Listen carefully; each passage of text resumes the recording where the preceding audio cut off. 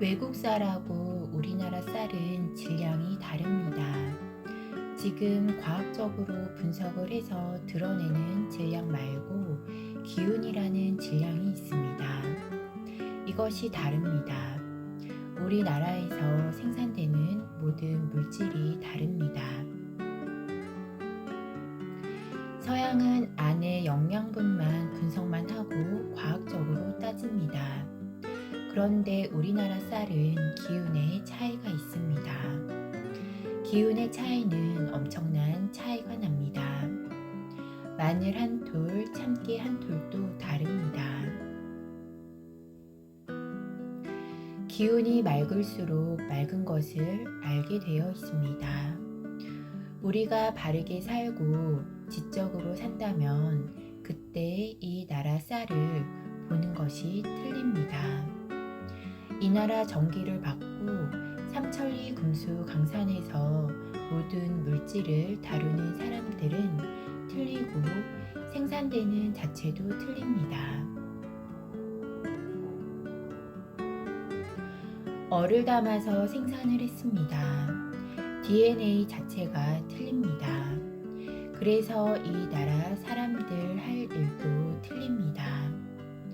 다른 나라 씨를 우리나라에서 3년만 굴리면 이 나라 것이 됩니다. 어느 나라에서 들어왔다고 할 필요가 없습니다. 우리나라 씨를 외국에서 3년만 굴리면 외국 것이 됩니다. 한국 것이라고 파는 것은 안 옳은 것입니다.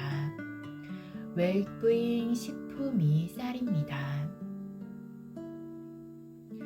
천기를 담은 것이 쌀입니다. 물로 생산을 하는 것입니다. 음으로 키우고 70%가 물입니다. 밭에서 나는 쌀도 있지만 그것은 색깔이 틀립니다. 천손이 사는 이곳은 천기가 듬뿍 해야 합니다.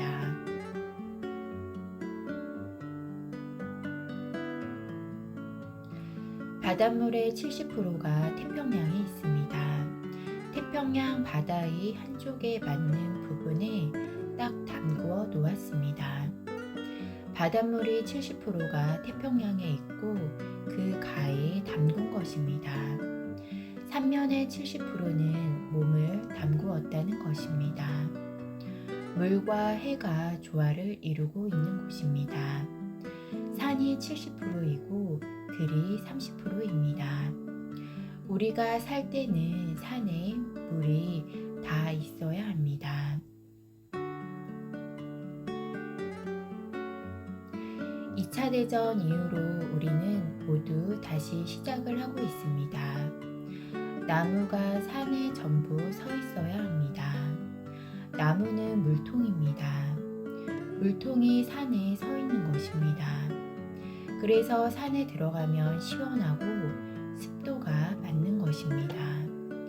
들에는 논에 물을 고아놓는 것이 댐 역할을 하고 있습니다. 논에 군데군데 물을 담아 놓아야 합니다. 대한민국 땅에는 물이 항상 조정을 해주어야 합니다. 70%가 부족하지 않게 해야 합니다.